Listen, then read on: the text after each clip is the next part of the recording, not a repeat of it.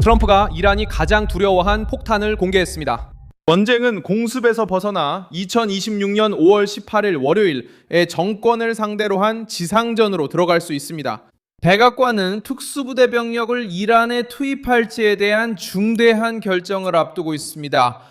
이 임무는 전략적 시설에 매장되어 있을 고농축 핵물질을 목표로 하고 있습니다.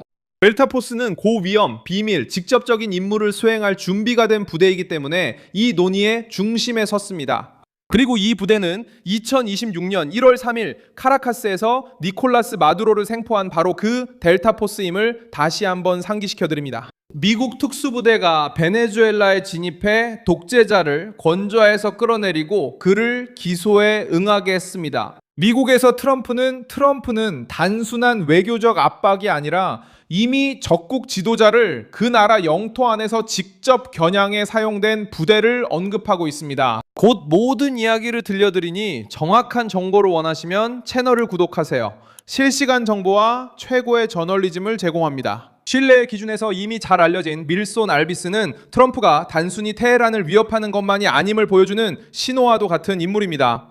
그는 이란 정권이 핵 물질을 회수하거나 숨기는 것을 막기 위해 목표가 명확한 제한적이고 정밀한 침공을 테이블 위에 올려놓고 있습니다. 그리고 뉴욕타임스가 인용한 소식통을 통해 공개된 정보에 따르면 미국과 이스라엘이 이란에 대한 공격 재개 가능성에 대비하고 있다는 사실이 알려지면서 상황은 더욱 힘을 얻었습니다. 이번 주 안에 말이죠.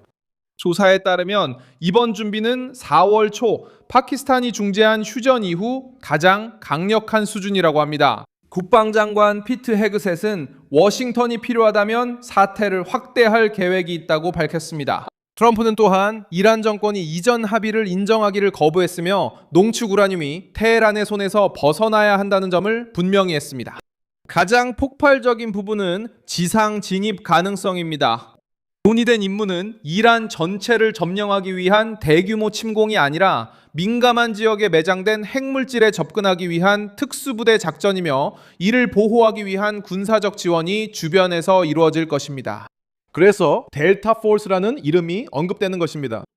이 부대는 상징적인 행동을 위해 투입되는 것이 아니라 미국 정부가 목표가 매우 중요하다고 판단할 때 투입됩니다. 시간이 촉박하고 적이 행동하도록 내버려두는 위험이 작전의 위험보다 더 큽니다.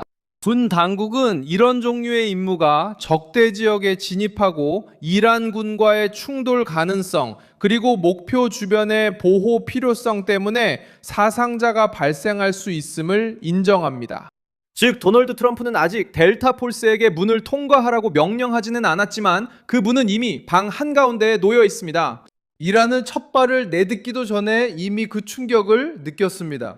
이란 국영 텔레비전은 스튜디오에서 소총을 든 진행자들이 기본적인 무기 사용법을 배우고 필요하다면 전쟁에 참여해야 한다고 이야기하는 모습을 방송했습니다. 이것은 자신감이 아니라 두려움처럼 보입니다. 선전 형태로 조직된 이 정권은 항상 국민을 통제해 왔지만 이제는 마치 사회 전체가 미국의 침공에 대한 방패인 것처럼 시민 동원을 홍보하는 모습을 보이고 있습니다.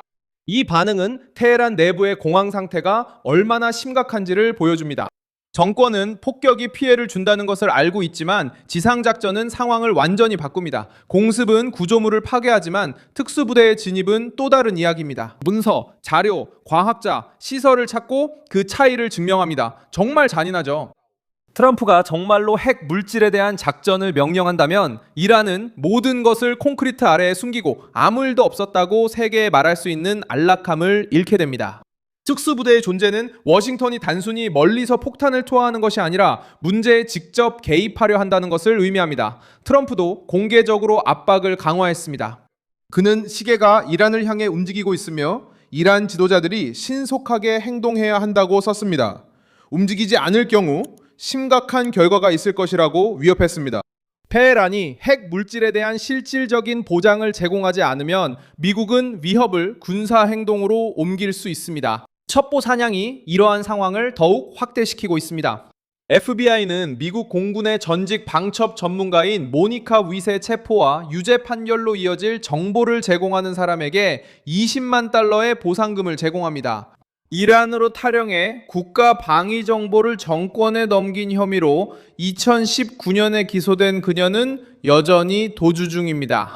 이 사건이 중대한 이유는 미국의 비밀 정보망 그리고 이란 적국에 대한 직접적인 지원 가능성이 얽혀 있기 때문입니다.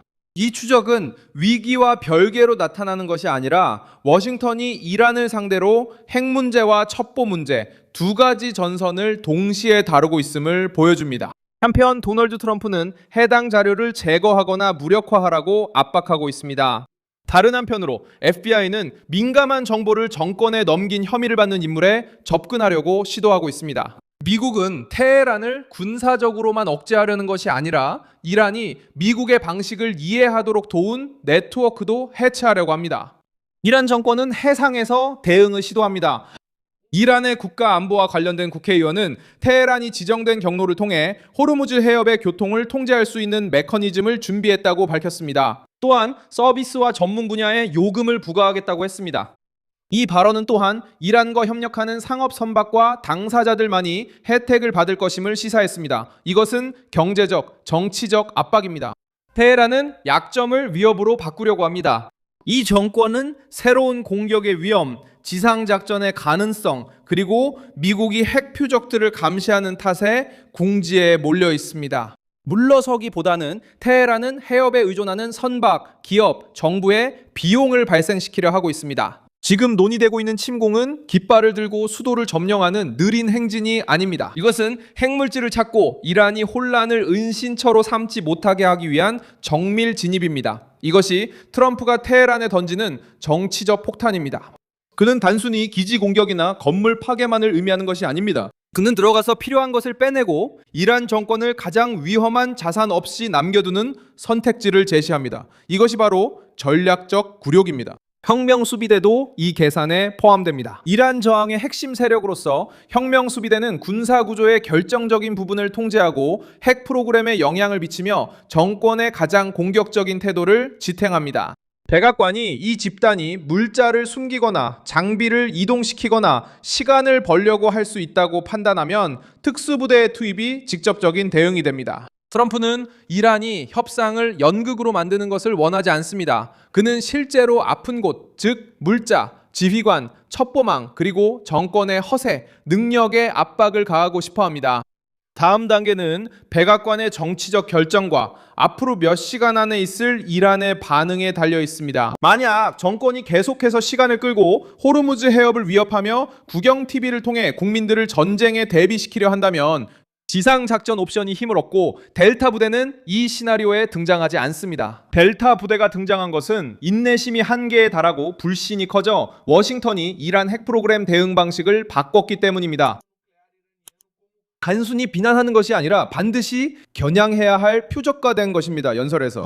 저는 밀손 알비스 국제관계 전문가입니다. 매일 진실로 여러분께 정확한 정보를 전해드리는 것이 제 목표입니다. 뉴스 링크는 영상 설명란에 있습니다. 이 영상에 좋아요와 구독 부탁드리고 끝나면 댓글도 확인해 커뮤니티와 소통하세요. 밀손 알비스 아멘.